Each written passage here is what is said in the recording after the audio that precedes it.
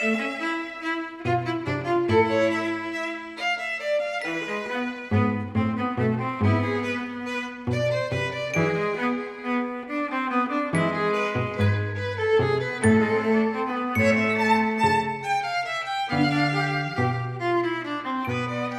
teen dies by suicide every 2 hours and 44 minutes.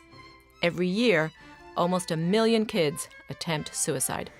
I know that emotions aren't something that we tend to talk about very much. Our emotions, our feelings, touchy-feely stuff, but it's really important. Depression is actually very common, and most people will experience it at some point in their life. When we identify depression and get proper treatment, it can be very manageable. However, if depression is not identified and it's not getting the proper treatment, it could be life-threatening and lead to suicide. And it was undiagnosed depression that led to the loss of Jimmy Ganley. Here to share her story and to honor his memory is his mother, Ann Ganley. Hi, everyone. Before my son died by suicide, I believed the myth that suicide is a brazen act taken by a crazy person. When I was told that Jimmy had died by suicide, I was completely overwhelmed by that word. Suicide, what does it mean? And how could this have happened to my son? It was so incomprehensible to me. I went over every minute detail of things he said and did, and of things I said and could have said differently.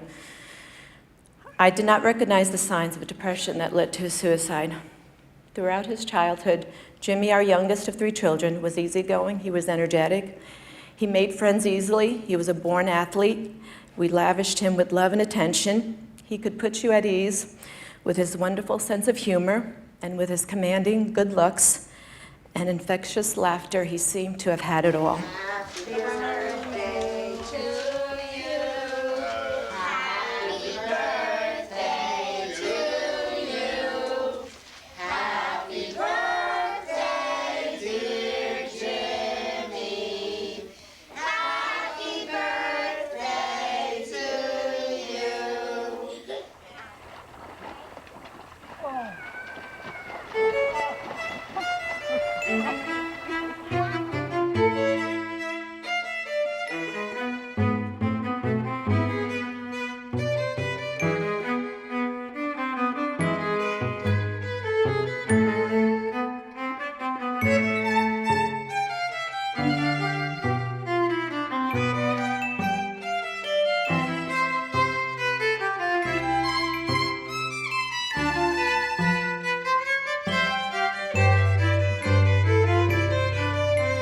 God bless you and keep you.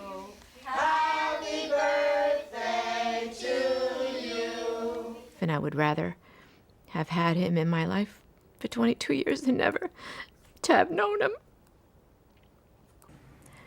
Throughout that first year without Jimmy, there were times I wanted to end my life. And then it occurred to me, I know why I'm depressed, but my son didn't. In his letter, he told us we were the best parents and that he loved us very much. He even added a statement that said, "I'm sorry to all my friends." Suicide isn't a matter of choice. Jimmy died of undiagnosed depression, untreated depression, that he hid too well from those that could have helped him. Here to help us break the silence of depression is a young man struggling to rebuild his life. Please welcome suicide survivor, Jordan Burnham. Rampart High School, how y'all doing? All right, thank you. I needed that. Need that boost of energy. All right, man. I know all of y'all wondering, who is this Nick Cannon wannabe, and why is he so excited to come and speak to you? In September of 2007, I tried to take my own life by jumping out of a 9-story bedroom window. And so obviously survived and started to use this story in a way that would open eyes to this issue. I started to first feel my depression in 7th grade. I didn't know as a guy you could go talk to the school therapist or you could talk openly about your feelings because as guys, we hold everything in. We're only worried about girls and sports. It was hard for me as a guy to say I can talk about my feelings when honestly I didn't know that 1, it helps you, and 2, guys, I'm gonna give you a hint, man. Talking about your feelings is kind of attractive to girls. Just a tip. I just want to let y'all know if you needed it.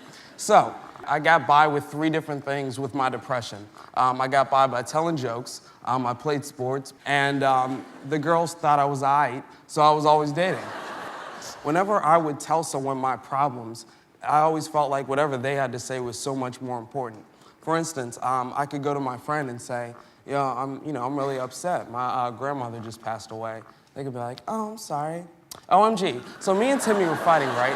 And he totally told me, like, my shoes didn't match my shirt. And I was like, W-E. And, I don't even know. Ugh. But I will definitely... I'm sorry to hear about your grandmother. TTYL. So, yeah, that's how I felt like every conversation went when I had something bad going on with me. So 10th grade, I was diagnosed with depression, had to take medicine and go see a therapist, but didn't tell anyone about it. My parents knew, my girlfriend at the time knew, and that was it, because I felt so ashamed because of the stigma that's attached to seeing a therapist, to having depression, and having to take medicine as well. I just kept it inside. Halfway through 11th grade, I actually had this one incident with my parents getting caught drinking. I was having relationship issues, and I put pills on my desk because I didn't know how else to get help. And my parents called the police, made sure I didn't take any pills, and I went to a mental hospital. And the first thing that I think of when I hear a mental hospital, I think of a bunch of guys jumping around in straitjackets, saying weird things like Flavor Flav. Like, I didn't know what I was gonna, get into when I went to that mental hospital. By the time I got to 12th grade, I felt like I could never make my parents happy, so why even try anymore? So at that point, getting in trouble with my parents, I felt as though I didn't deserve to be on this earth anymore. And that was the night that I jumped out of my 9-story window.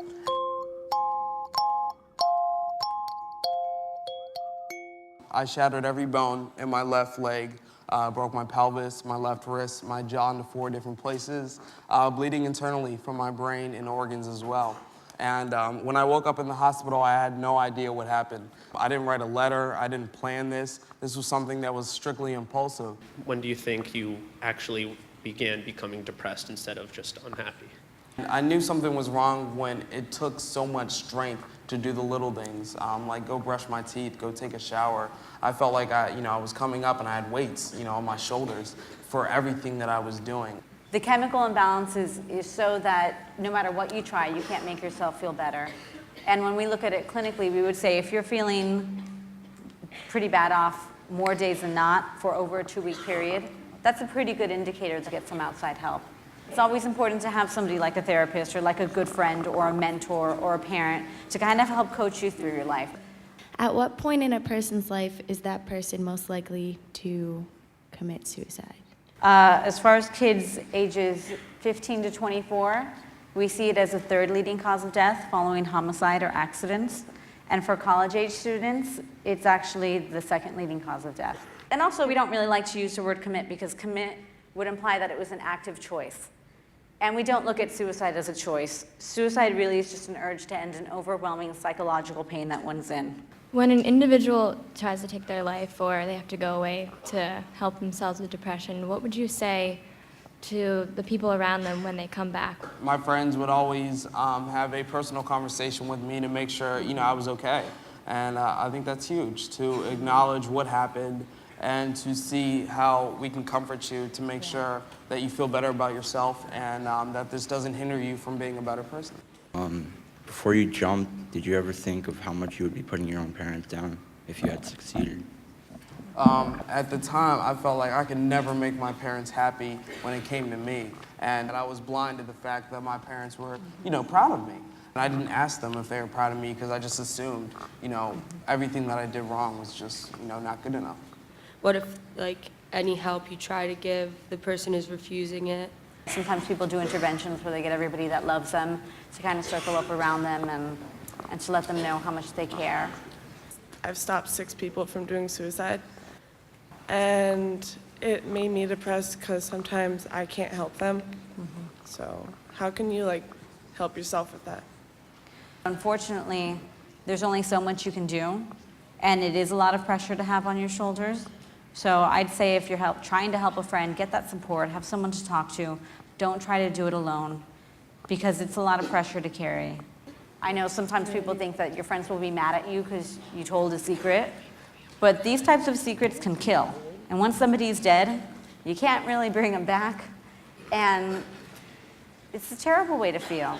So even if your friend's mad at you or they think they let you down and they don't want to talk to you, hopefully eventually they'll get over it and they see that you'll do that really because of how much you care about them. I wanted to know if you graduated high school. Yeah, I did. I graduated high school. I was homeschooled for the second half of my senior year. I actually got to the point physically where I could walk to go get my diploma.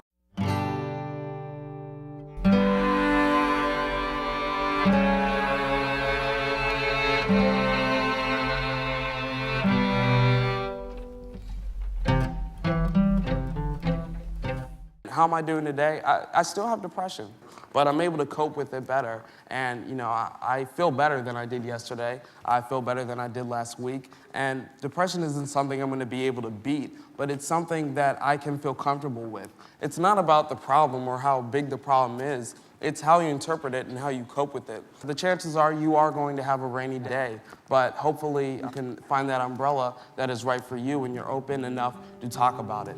I think it's important that each person find out what are the things that they feel nurture their soul, that help them alleviate the stress that they're going through.